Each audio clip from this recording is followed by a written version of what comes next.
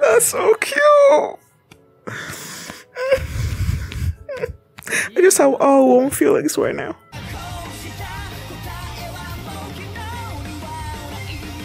Hi everyone, I'm going to react to Bungo Stray Dogs Season 2, Episode 12, If I May Shed Away My Burden Now.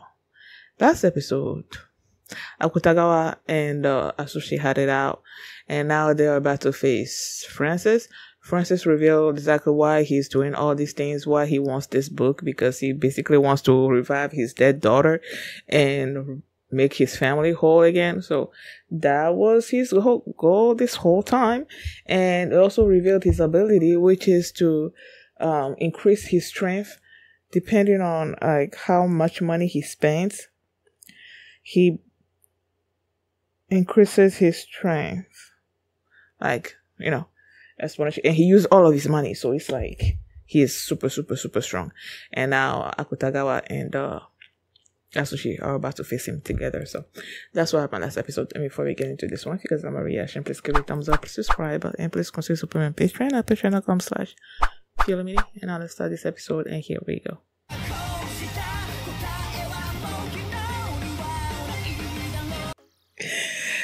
I just had to go back and see the scene where Dazai acknowledged Akutagawa's strength. He was so like when he did like, oh, you've become strong, and then Akutagawa was just like, and then Dazai's like, oh yeah. When Dazai said that, and then he was falling, you could see tears sort of like flying into the air, and then he just fell. I don't know. It was so cute, so adorable. The way he wants Dazai's, you know, acknowledgement, whatever. It was so cute. I love seeing that Asushi and Akutagawa working together to defeat Francis. And at the end there, Dazai said that these two could even become more powerful than the Double Black. Double Black, I believe, was the title of the episode where him and Chuya work together. So I'm assuming he's saying, if I got that right, that he's saying that Akutagawa and Asushi will become even more powerful than him and Chuya working together.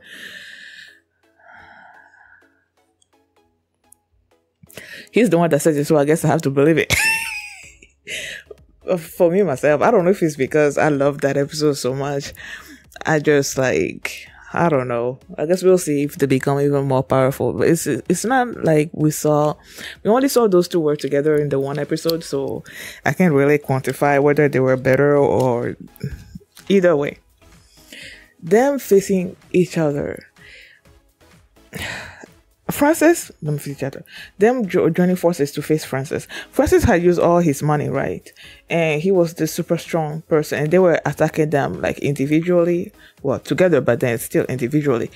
And then Francis basically, but I don't know if he punched or kicked, I don't know.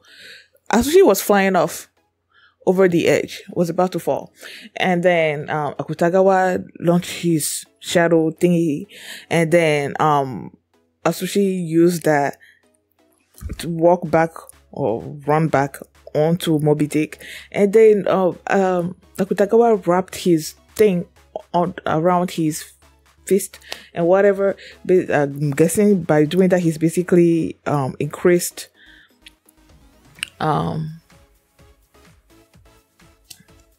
Asushi's strength even more exponentially, and that's why when they punched Francis, he was defeated. But then as Francis was falling, he's like, I won.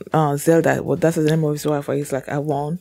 And then he was like, how exactly did you win when your ability is like you're falling and everything? I didn't quite understand it until Asushi was like, "Oh, the control! Like he doesn't have the controller or whatever," and I was like, "Oh, so that's why he was saying he won, because as he was falling over from the Moby Dick, he will be taking the controller with him." But I guess in that particular moment, he didn't realize that Akutagawa had already taken it from him. So with that, they stopped Moby Dick from descending, right? But then they showed this person somewhere, this shadowy room with screens all around and whatnot, and then the thing was started activating again, was beginning to descend again, and I'm like, what's happening? And I was thinking, okay, maybe, I don't know why I thought that, but that's what I thought, that maybe Francis was not the one that was actually in control. Like, he was basically sort of like a decoy, and there was somebody else in control of the control room, whatever, someone else in control of Moby Dick descent, so that's what I thought. But that's not it. This particular person basically took over the control from the outside. What was his name? Fyodor. He's the one that caused Moby Dick to start falling back down again. And as the thing was falling, you hear Kyoka on the phone. After she had this talk with Dazai, you hear her talk to Asushi, as she told Asushi that, there's one way to stop Moby Dick, and that's to basically destroy Moby Dick before it falls onto Yokohama or whatever. And then you see the plane that she was on, and then she was about to collide with Moby Dick, but then she was like, oh, thank goodness we have this option. But then she told Asushi, he told Kyoka, okay, you need to get off the plane. She's like, I can't, because I'm chained to this, and there's no way I can get rid of all this myself. So she was basically gonna sacrifice herself. As that was happening, I'm like, somewhere in the back of my mind, I'm like, this can't be it for her, right? Like, in the particular moment, they're telling us that she's basically sacrificing herself, and she died and everything. But in the back of my mind, I'm like, this can't be it. Like, for real, I didn't see her story anything like that, even though that's how it was being portrayed on screen. I'm thinking, this can't be it, right? But I was still going through the motions. I'm like, oh, so she's dead? Even though I'm still thinking this can't be it. And Asushi, Akutagawa, and Mr. Herman, they took some parachutes, and then they got off of Moby Dick, right? And then they were on the edge, and he was crying because he's thinking, okay, Kuka is dead, right? And Dazai shows up with the principal. The principal. What do I keep calling the principal? The president. And he told Asushi that things had to happen that way, because in sacrificing herself, she basically passed the exam to becoming part of the detective agency. And then the president revealed what his technique was about, and he said he's able to influence the ability of people that are part of his agency. And because Kyoka passed the test and she is not part of the agency, he was able to affect her ability, and she was able to use Tim and Snow to cut herself off from the chains and save herself. And I'm like, oh, I was so happy when that happened. And Daza also mentioned that it is because Asushi is part of the agency that he's also able to control his ability, where Tiger and Beast Under the Moonlight, he's able to control that ability as well, but he couldn't tell any of them that until they become part of the agency, So I was just having warm feelings all over, because, they defeated Francis. Kyoka is alive. She's now part of the agency. And then as Kutagawa was just like, that's like, please, acknowledge my strength now, or something or other like that. And he just like, you become strong. And it's so cute. So after that, they showed Ango. Ango was asking for Mr. Herman's help in order to basically, I guess, people that were not involved with just trying to destroy Yokohama or whatever. He can basically give them information so they can know what to do and why not. I'm not really sure how I got what exactly he's supposed to be doing for them, but he's gonna be helping them. And then they revealed that he used to be the leader of the guild as well 2 generations ago, so that was cool. And then they showed 3 other members of the guild, the one who has a family and was like, I would do anything for my sister and why not, even if I have to kill Naomi at that particular moment, I'm not sure, whatever. And the girl that comes up with the plan is like, I'm gonna be looking for Francis because she knows Francis is alive somewhere. John, I think that was his name. He's like, he's gonna try to stop the rebellion or whatever that was happening in the guild. And Mark is like, okay, I'm gonna go back and finish my biography, I guess. So that was it with them. They showed they were having a welcome party for Kyoka, welcoming her into the guild. They were having fun and everything, and then that dude showed up. I don't know why I'm forgetting his name, but the one that trapped Rumple into the book and everything. He came. He had a book in hand. I think that the book is what Rumple wanted him to bring, and he's part of the agency, right? The guild.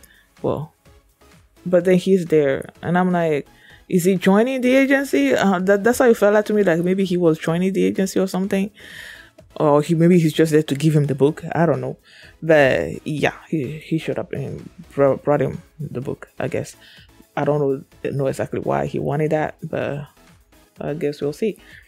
And they showed Mori and Chuya and Koyo. What was that her name? Yeah, Koyo. They were having a celebration drink because basically the guild is done and they won the war against the guild. So they were having a celebratory drink, and Chuya was asking Mori how he was gonna punish Akutagawa, and I was asking, why would he need to punish Akutagawa? For some reason, I was under the impression that Mori sent Akutagawa after the Mobizik or something. I thought he was there because he sanctioned whatever action Akutagawa was carrying during that time. So when he mentioned that, I'm like, I'm thinking, why is that? Do they need to punish him? But Mori's like, nah, I'm not gonna punish him because that's just how he is. He goes off and does stuff, but then he's always to the betterment of the organization or something or like that. So he's not gonna do anything against him. And then Koyo, he was asking Koyo, okay, now that Kyoka is off and she's living this new life, happy life or whatever, he was worried that Koyo was gonna decide basically there was not really anything that would be tying her to the organization, and with her skills she could probably disappear and he's not gonna be able to find her or anything. But then Koyo's like, nah, I'm not leaving because she's gonna be helping him, basically rebuild the organization, the Popo Mafia and everything. So there's that. And it wasn't until they showed Dazai with Hirotu, what's that his name? I forgot.